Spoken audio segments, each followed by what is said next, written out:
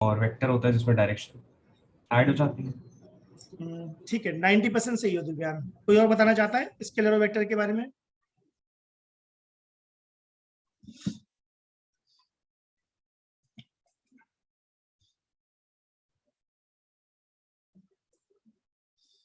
अच्छा ये बताओ कि स्केलर में मैग्नीट्यूड होना जरूरी है या ऑप्शनल है?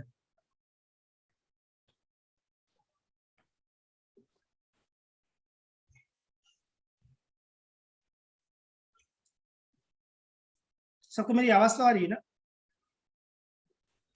यस सर, वास्तव ठीक है, तो मैंने सिंपल से एक बात पूछी जो मेरा दिमाग कहता है। मेरा दिमाग कहता है स्केलर वो होता है जिसमें मैग्नीट्यूड पक्का होगा, राइट, श्योर होगा।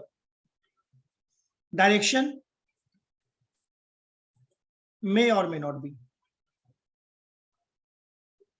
ध्यान देना, मैंने डायरेक्शन के बारे में क्या बोला, मे और मे नॉट बी। ठीक बात है। और तीसरी बात है स्केलर सम को फॉलो करेगा। तो क्या स्केलर में डायरेक्शन नहीं होती या हो सकती है? स्केलर में डायरेक्शन हो सकती है, नहीं हो सकती?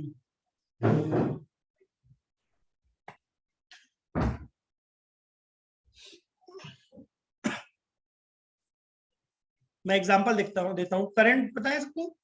करंट स्केलर है या वेक्टर है?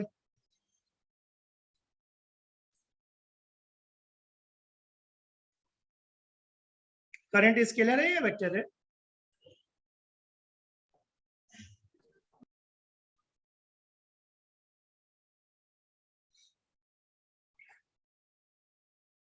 तुम लोग की आवाज नहीं आ रही बेटा, तुम लोग कुछ बोल रहे हो? हेलो,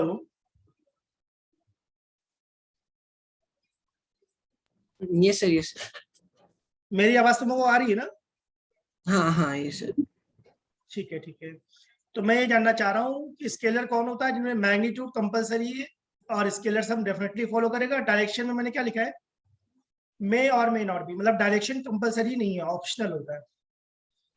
तो एग्जांपल दिया मैंने स्केलर में, करंट 3 एम्पियर और 4 एम्पियर आ रहा है, तो आउटपुट 7 एम्पियर होगा या नहीं होगा? किरचॉफ फर्स्ट लॉ से। तो ये 60 डिग्री एंगल इंपॉर्टेंट बात है या नहीं है करंट के लिए?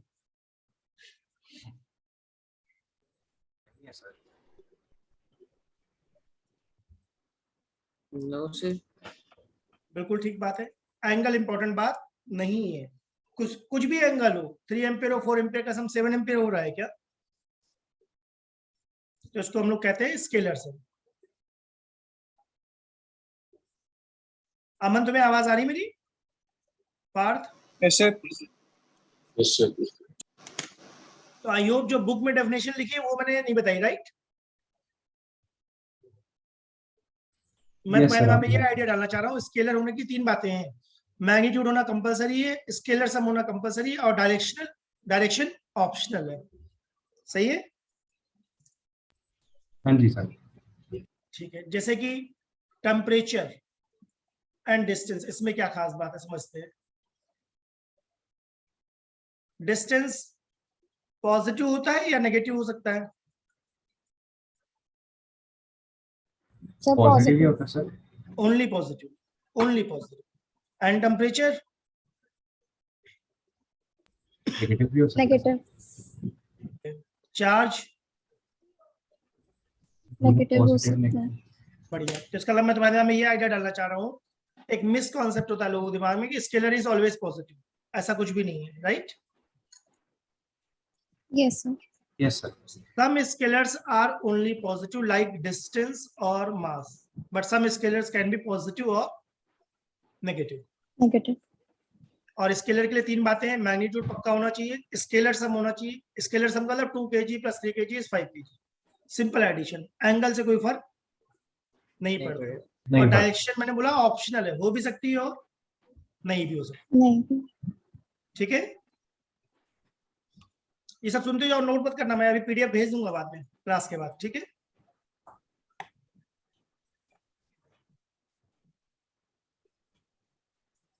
माइकन ठीक है, अब वेक्टर्स की बात करते हैं।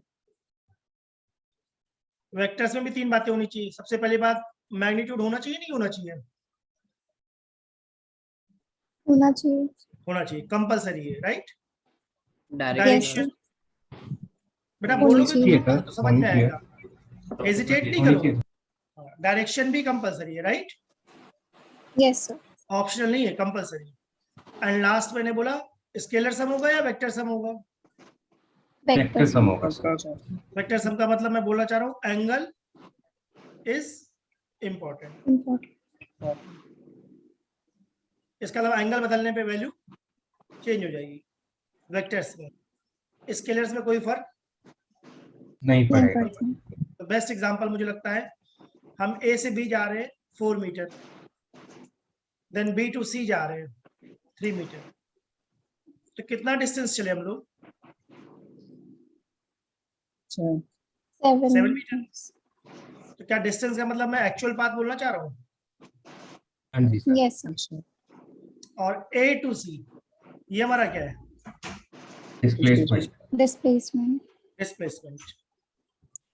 ठीक है, यस यस सर। यानी 5 मीटर। 5। ये बहुत ही अच्छा एग्जांपल है जो एक्सप्लेन करता है डिस्टेंस और डिस्प्लेसमेंट का बीच का डिफरेंस। तो डिस्प्लेसमेंट को क्या मैं कह सकता हूँ? शॉर्टेस्ट पाथ है। Yes sir. Yes sir. और डिस्टेंस हमारा क्या है? Actual path. Actual path. अग्रिम, तुम्हारी आवाज नहीं आ रही बेटा, अग्रिम हो तुम यहाँ पर? Yes, sir. ठीक है बेटा, तो यस नो करते हैं ना, जो समझ में ना आए बोल देना, दोबारा कर लेंगे। पार्ट तुम्हें आ रहा है? Sir, अभी सब समझ आ रहा है। ठीक है बेटा, ठीक है। तो आई होप स्केलर्स और वेक्टर समझ में आ गया, आगे बढ़े। हाँ जी यस सर। ठीक है, अब इसमें क्वेश्चंस कैसे आएंगे वो देखते हैं। नॉर्मल मैथ्स में क्या हम 4 ऑपरेशन कर सकते हैं? एडिशन, सब्ट्रैक्शन, मल्टीप्लिकेशन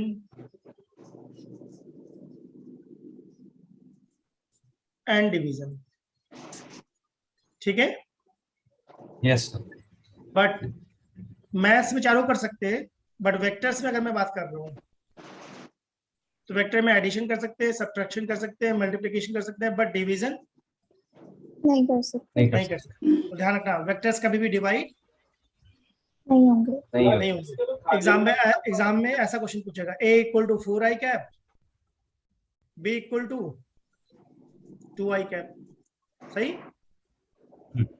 तो क्या मैं a को 2b कह सकता हूँ? कह सकते हैं sir. Vector a equal to twice of vector b। Yes Yes, sir. sir. क्या मैं vector a by vector b को 2 कह सकता हूँ? Yes, sir. Sir. Yes, sir. Hesitate नहीं करो बेटा, बोलो तभी सीखोगे। हेजिटेट नहीं करो, मैं सबको पर्सनली जानता हूँ, तो ठीक है। यस नो, नहीं कर सकते। a बाई b 2 पॉसिबल है या नहीं है? नहीं है सर। नहीं है। बस ऐसे ही नहीं है। फंसाएगा एग्जाम में, ऑप्शन बना के दे देगा ऐसे, क्योंकि यहाँ vector a by vector b कर दिया, राइट? हाँ। तो इसका मतलब मैं बहुत क्लियरली बोलना चाहता हूँ, वेक्टर्स में डिवीजन नहीं होता। नहीं होता। एडिशन, सब्ट्रैक्शन और मल्टीप्लिकेशन सीखेंगे, डिवीजन नहीं होता वेक्टर्स में। अगर ये क्लियर हो, Yes. आगे बढ़े। बिल्कुल सर। नोट Yes, नहीं करना, sir. मैं इसका पीडीएफ भेज दूंगा, क्लास के बाद पीडीएफ देख लेना। अभी बस समझो, जहां डाउट है मुझसे डिस्कस करो। तो बेसिकली अब हम लोग क्या सीखना चाहते हैं? एडिशन। ठीक है, यस। स्केलर सम या वेक्टर सम? वेक्टर। वेक्टर। तो मुझे एडिशन के 3 मेथड्स पता है, ट्रायंगल लॉ, पैरेललोग्राम लॉ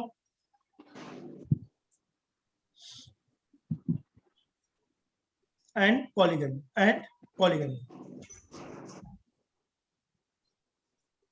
ठीक है, yes. Yes sir. Triangle law, parallelogram law and polygon law. Triangle law लगाते हैं हम फॉर 2 वेक्टर। हाँ। ठीक, पैरेललोग्राम लॉ भी हम लगाते हैं for 2 vectors, and polygon law लगाते हैं फॉर मोर देन 2 वेक्टर्स। ठीक है। Yes. Yes, sir. इसके अलावा एग्जाम में अगर 3, 4, 5 वेक्टर्स आ गए तो मैं किस रूल से चलूंगा? Polygon law. Polygon. Polygon law. अगर टू वेक्टर्स है तो या तो मैं ट्रायंगल लॉ लगाऊंगा या पैरेललोग्राम लॉ लगाऊंगा, दोनों सेम ही बात है मेरे हिसाब से। सही बात. Yes, sir. ठीक है, तो Yes, triangle sir. Law discuss करें। Yes, Yes, sir. sir.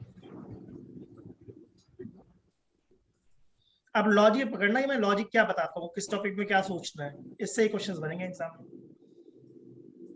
देखते हैं, क्या ये वेक्टर ए है Yes, sir. और ये वेक्टर बी, Yes. ठीक है ना? Yes, sir. ये ध्यान देना, क्या ए के हेड पर टेल ऑफ बी है? Yes, sir. Yes, sir. यानी Yes, जहां sir. पे ए खत्म हो गया वहां से मैंने बी को शुरू करा है। तो पहली इंपॉर्टेंट बात है, head of A should coincide with Tail of Tail B. of B. Tail of B. ठीक, दूसरी बात, थीटा हमारा इंटीरियर एंगल है या एक्सटीरियर एंगल है? Exterior. Interior angle है. देख लो, मैंने 2 थीटा लिखे और एक को कट कर दिया है, हाँ हाँ. Sir, exterior. ध्यान दिया? Yes, Yes, sir. sir. Theta है हमारा exterior angle. I hope clear हो गया है। Yes, sir. Yes, sir. तो ट्रायंगल लॉ में हमेशा एक्सटीरियर एंगल देखना है। क्या रिजल्टेंट वेक्टर दिख रहा है? Yes, sir. ठीक है, Yes, ध्यान sir. देना, tail of resultant equal to tail of A. ठीक बात बोली? Yes, Yes, sir. sir. ठीक है, तो रिजल्टेंट का मैग्नीट्यूड का फॉर्मूला में याद रखना है, आई होप सबको याद भी होगा, A square plus B square plus 2ab cos theta. ठीक है, Yes, sir. ठीक, इससे हम रिजल्टेंट का मैग्नीट्यूड निकालेंगे, और रिजल्टेंट कितने एंगल पे तो उसको हम बोलेंगे tan अल्फा, जिसका फॉर्मूला है b sin theta upon a plus b cos theta. tan alpha equal to b sin theta upon a plus b cos theta. मैं क्लियरली बोलना चाहता हूं, जहां पर a का हेड है वहां पर b की क्या है? टेल। Tail. तो ट्रायंगल लॉ तब लगाऊंगा जब head of a coincide with tail of b, and जो रिजल्टेंट की टेल है क्या वो a की टेल से कोइंसाइड कर रही है? Yes, sir. Yes, ध्यान दिया ना sir. सबने? तो एंगल में Yes, sir. कंफ्यूज मत होना। Theta is, what is theta? Theta is angle between A and B. Exterior angle. ठीक है, तो क्या कह सकता हूँ, angle between A and B, Yes, sir. Yes, sir. Exterior angle. Very good, जो तुम लोग कह रहे हो। And what is alpha? Angle between Angle between A and Resultant. R and resultant and A. ठीक है, Yes, sir. Yes, sir. किसी को डाउट हो तो पूछ सकते हो अभी।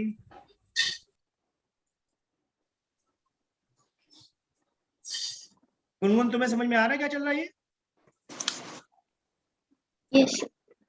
ठीक बेटा, किसी को डाउट हो तो पूछ लेना। अगर ट्रायंगल लॉ क्लियर हो तो आगे बढ़ूं मैं। Yes, sir. Yes. ठीक है, इस पे देखो, स्पेशल केसेस बनते हैं इनके। केस 1, अगर थीटा हमारा 0 डिग्री है तो आर का फॉर्मूला हमारे पास क्या था? रूट ए square plus B square plus 2ab cos theta, right? Yes, sir. Theta को मैं क्या पुट करने वाला हूँ? 0। 0. और जब भी एंगल 0 डिग्री होगा तो मैंने बोला रिजल्टेंट हमारा क्या होगा, मिनिमम या maximum? Maximum. Maximum, sir. cos 0 क्या होता है? 1, sir. 1। One. कहीं ये ऐसा तो नहीं बन गया a square plus B square plus 2ab, Yes, sir. Yes, sir. Which is a plus b whole square. Yes, sir. Whole square और अंडर रूट कैंसिल आउट हो जाएंगे क्या? Yes, sir. sir. बढ़िया। तो क्या हमारे पास मैक्सिमम की वैल्यू आ गई? a plus b. Yes, sir. Yes, sir. Yes, sir. तो मैं तुम्हारे दिमाग में बस ये आइडिया डालना चाह रहा हूँ, अगर थीटा 0 है तो रिजल्टेंट क्या होगा? मैक्सिमम। Maximum. 0 का मतलब समझ में आया? जिस डायरेक्शन में a, उसी डायरेक्शन में कौन है? B, yes, sir. तो जो रिजल्टेंट होगा सेम डायरेक्शन में तो डायरेक्ट ऐड हो जाएगा क्या? Yes, Yes, sir. sir. तो ऐसा कह सकते हैं mod A plus mod B, ठीक है। जीरो का Yes. मतलब सेम डायरेक्शन था, या पैरेलल कह दूं? Yes, sir. हाँ, yes, sir. और पैरेलल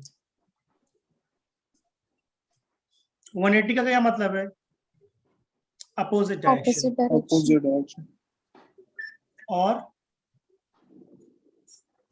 एंटी पैरेलल, ठीक है। Yes, Yes, sir. sir. तो इस बार मुझे क्या लिखना चाहिए? आर मिनिमम, अगर 180 होता तो मैं बोला मिनिमम होता है, R minimum equal to under root A square plus B square plus 2ab cos 180, ठीक। कॉस Yes, 0 की वैल्यू क्या होती है? 1 1 एंड कॉस 180, minus 1. ठीक है। minus. तो क्या ये Yes. हमारा a minus b whole square बन जाएगा? Yes, sir. Yes, sir. सोच लो सब लोग। Yes, sir. तो आर मिनिमम कितना आ गया हमारा? A minus B. a A minus, minus B. ठीक है। Yes, sir. बस अच्छे से मेहनत करते जाओ बेटा, 100% रिजल्ट मिल जाता है, 100%। बस जो बताया जाए उसको Yes, ध्यान sir. सुनते जाओ, और जो भी तुम्हारे पास बुक्स है उठाओ, वेक्टर से क्वेश्चंस डन करो। Yes, sir. Yes, sir. ठीक है, तो हमने देखा 0 डिग्री देख लिया, 180 देख लिया। अब मैं थर्ड केस दिखा रहा हूँ, theta equal to 90 degree. Cos 90 कितना होता है?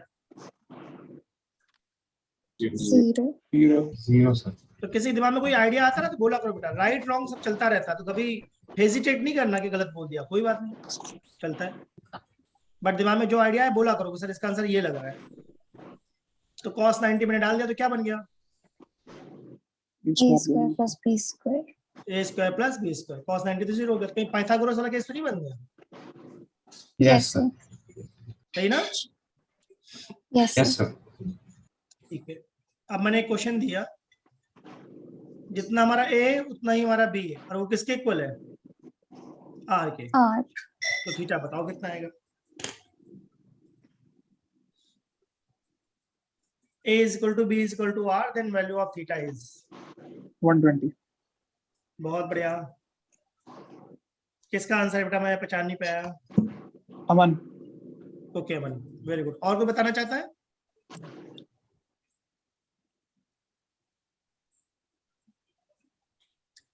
और इससे भी कोई फर्क नहीं पड़ता फर्स्ट बताया या लास्ट बताया, या राइट बताया या रॉन्ग बताया, कुछ आइडिया आना चाहिए दिमाग में बस। और तुम लोग जो ये बेटा ज्वाइन करते हो ना, तुम्हें अपनी फोटो लगा देना, जैसे पार तुम, दिव्यांग तुम, तो फिर थोड़ा आइडेंटिफाई करना आसान रहता है। इस लॉगिन आईडी में फोटो लगा सकते हैं हम लोग, राइट? Yes, sir. Yes, बस sir. फोटो लगा देना। किसी का आंसर आया? और आर का फॉर्मूला था रूट ए square plus B square plus 2ab cos theta, ठीक बात है ना? Yes, sir. अब क्या क्वेश्चन में बोला गया है? ए और बी इक्वल है आर के। इसका मतलब मैं ए को क्या लिखने वाला हूँ? आर। Yes, sir. बी को क्या लिखने वाला हूँ? आर। और होल स्क्वायर कर दिया है क्या मैंने? इससे अंडर रूट हट गया है, तो क्या मैं ले सकता हूँ minus r square equal to 2r square cos theta, ठीक है? Yes, तो sir. कॉस थीटा कितना आ गया? -1 by 2. और कॉस -1/2 होता है 120 डिग्री पे। तो अमन तुमने ठीक है, इतना सर। जल्दी आंसर कैसे दे दिया? सर वो इक्विलैटरल ट्रायंगल बन जाएगा ना ABR. बस बस, बहुत बढ़िया, serious वही बात issue. समझने वाली है। देखो 120 हो जाएगा. वेरी गुड, देखो वेरी गुड। ये हमारा वेक्टर ए है क्या? Yes, क्या sir. वेक्टर बी सबको दिख रहा है? Yes, sir. और ये वेक्टर आर दिख रहा है? Yes, sir. क्या मैग्नीट्यूड में सारे इक्वल हैं? Yes, sir. अगर हमने पढ़ा था कि अगर सारी साइड्स इक्वल होती हैं तो क्या ये इक्विलैटरल ट्रायंगल होता है? Yes, हाँ. sir. Yes, तो एंगल 60 डिग्री होगा या 120? 120. क्योंकि मैंने बोला ना 120. एक्सटीरियर एंगल लेते हैं। ठीक बात है? Yes, sir. बहुत बढ़िया, वेरी गुड।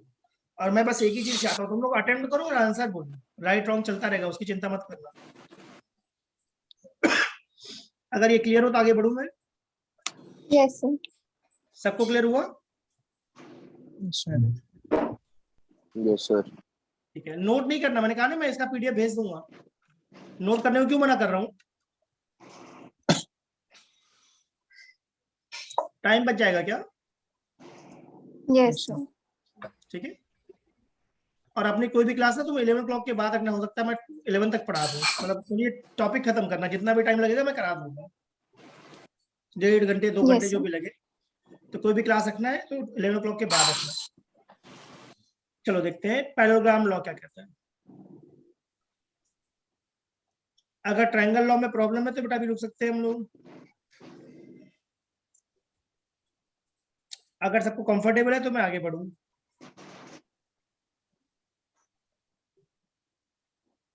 आगे बढ़े? Comfortable है sir. ठीक है बेटा। अब ध्यान से देखो, पैरेललोग्राम में मैंने ए और बी बनाया है, और इस बार tail of A coincide with tail of B, ध्यान दिया? Yes, sir. एंड सेकेंड बात, थीटा इज इंटीरियर एंगल, ध्यान दिया सबने? Theta is interior angle. सबको दिख रहा है जो पैरेललोग्राम में बनाना चाहता हूँ? तो जो रेड कलर से मैंने ड्रॉ करा है, ये एरो कौन है? रिजल्टेंट वेक्टर, ठीक है। Yes, sir. तो क्या मैं ऐसा लिख दूं, tail of a equal to tail of b equal to tail of r? इसका मतलब Yes, सबके sir. टेल एक ही जगह से स्टार्ट हुई है क्या? Yes, sir. हाँ. तो रिजल्टेंट का फॉर्मूला है रूट ए square plus B square plus 2ab cos theta.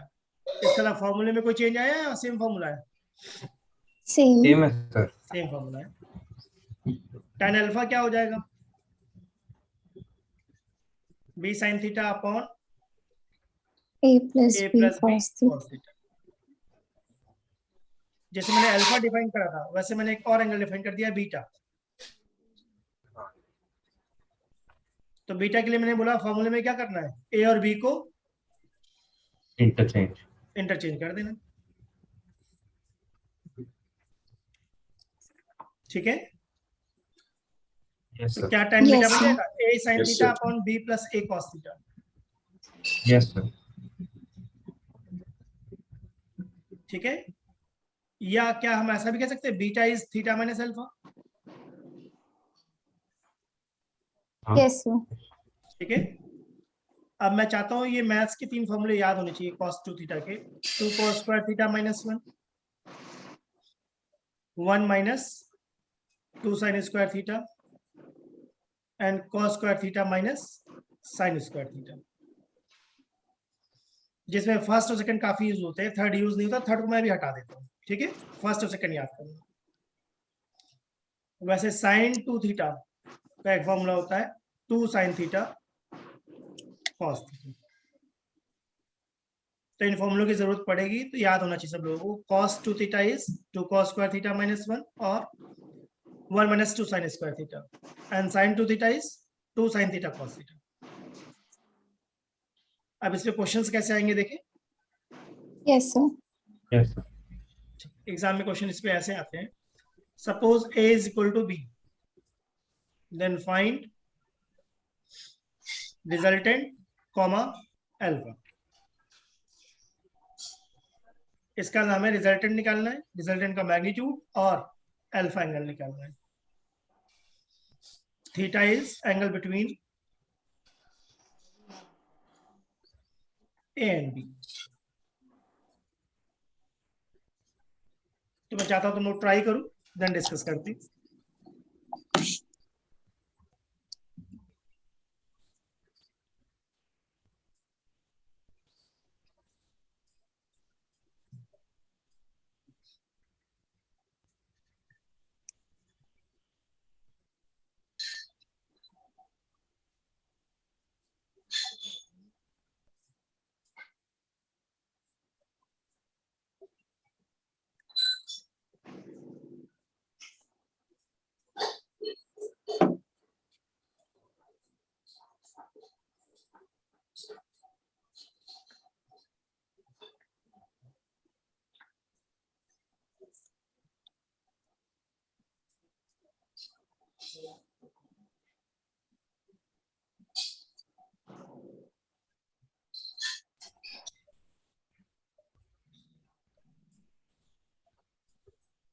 किसी का आंसर आया?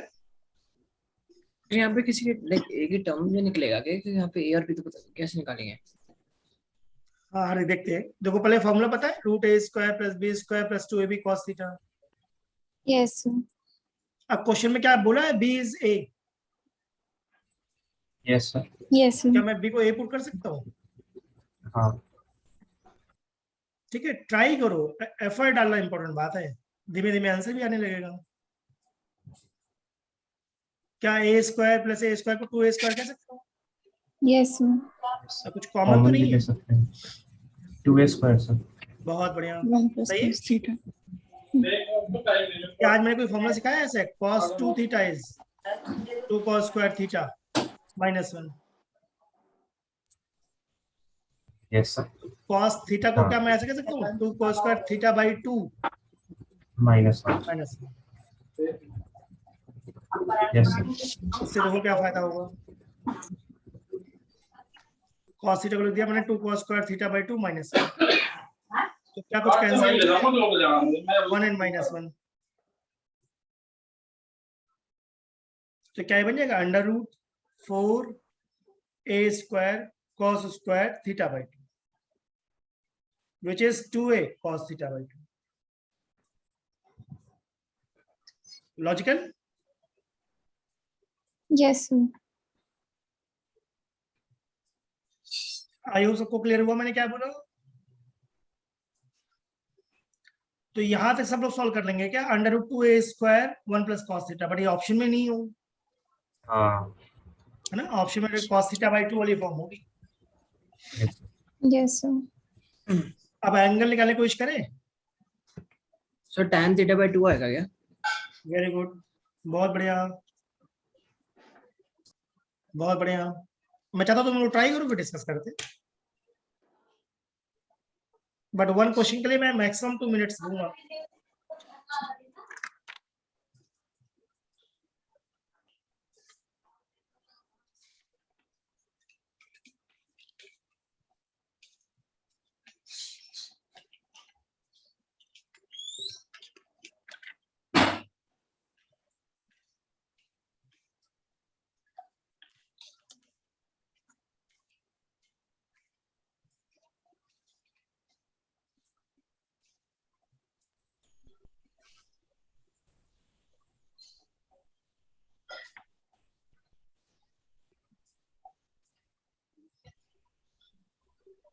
किसने ट्राई करा?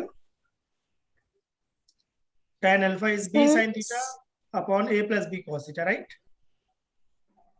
Sir, sin theta upon 1 plus cos theta आ रहा है। ठीक है, तो क्या मैं b को a ले सकता हूँ? हाँ। Yes, yes sir. सर। कुछ कॉमन तो नहीं है? A. हाँ। a कॉमन है? Yes, sir. Yes.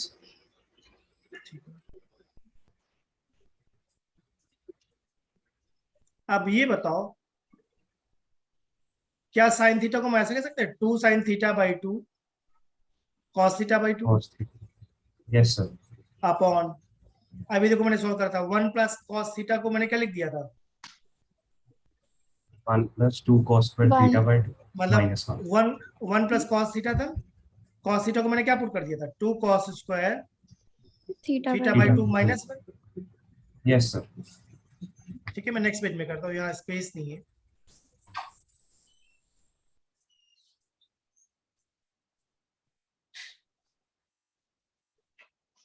tan alpha आ गया था हमारा sin theta upon 1 plus cos theta, right.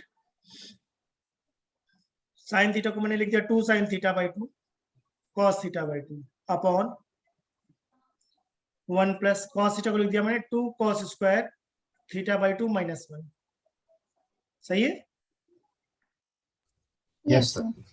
Now this is 2 sin theta by 2 cos theta by 2 upon 2 cos square theta by 2 2 से 2 कैंसिल, कॉस से cos cancel, sine by cos को क्या tan theta by 2 कह सकते हैं?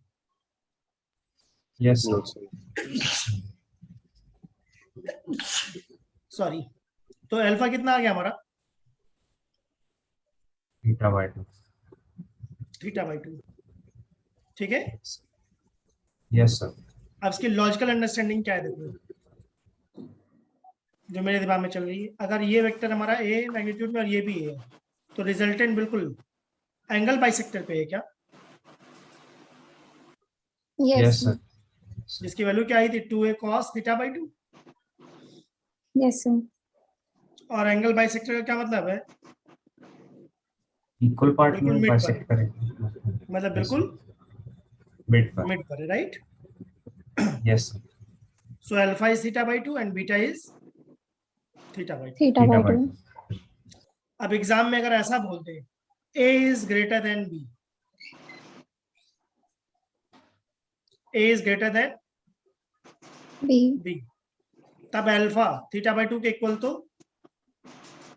नहीं होगा, नहीं होगा. तो किसके इक्वल होगा?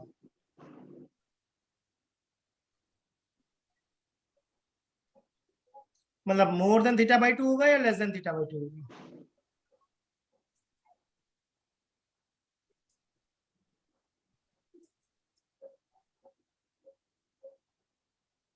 बता सकता है कोई?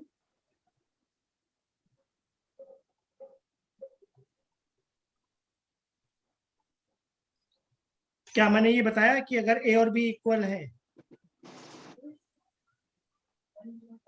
तो अल्फा और बीटा इक्वल है, ठीक है? हाँ. Yes, sir. अगर a और b इक्वल है तो अल्फा और बीटा इक्वल है थीटा बाई 2। अब मैंने बोला अगर a is greater than b, आई पे होगा क्या सर? तो अल्फा थीटा बाई 2 को इक्वल तो नहीं होगा, थीटा मोर देन होगा या लेस देन होगा?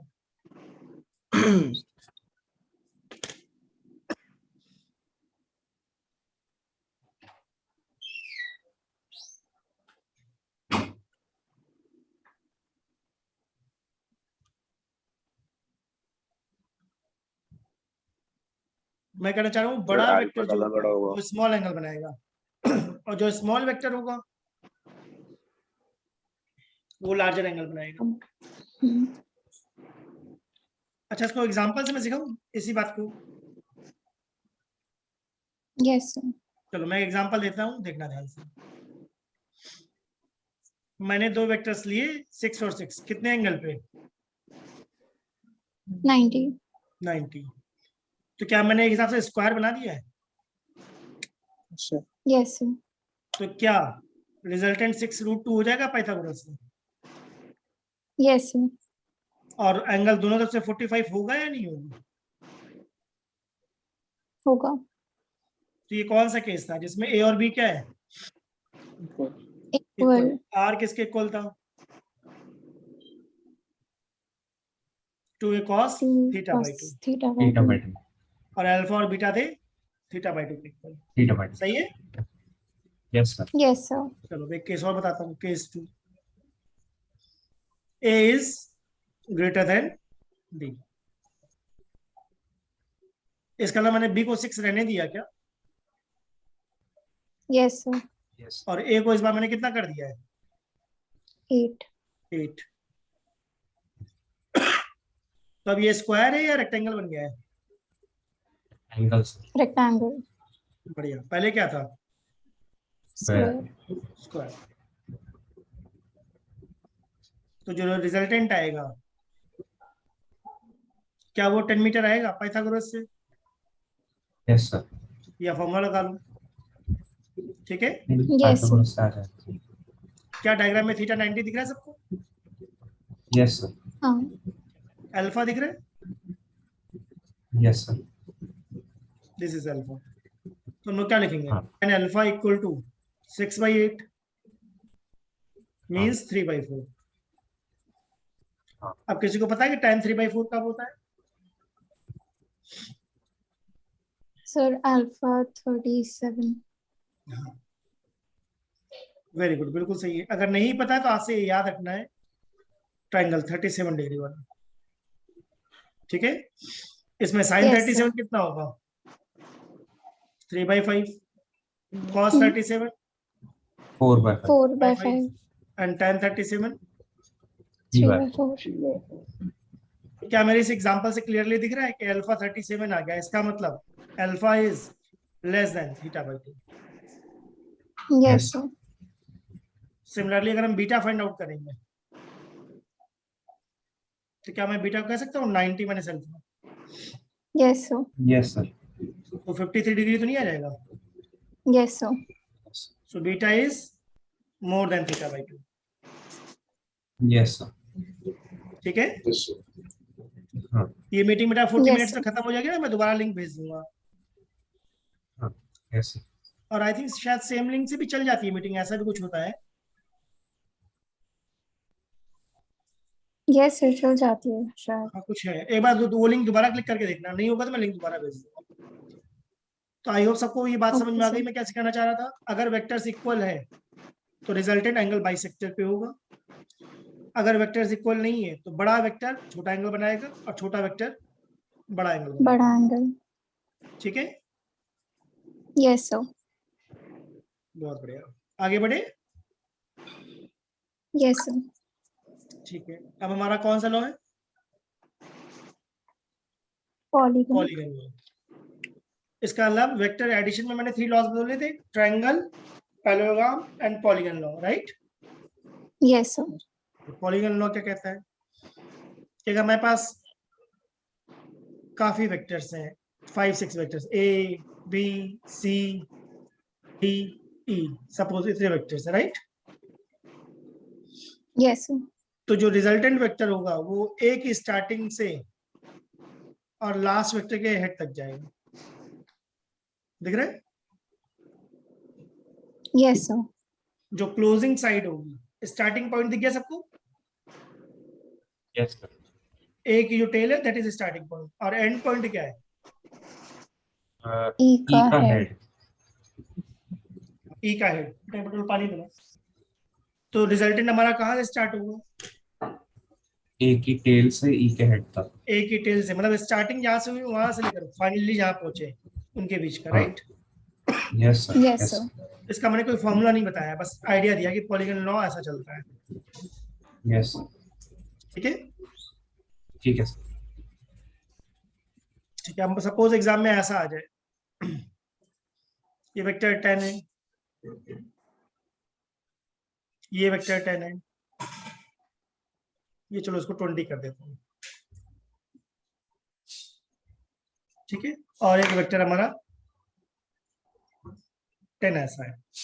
3 वेक्टर्स बना दिए क्या? Yes, sir. ठीक है. क्या सबको एंगल्स दिख रहे हैं? Yes, sir. ठीक है, तब इनको हम कैसे सॉल्व करेंगे? This is vector a, this is vector b, this is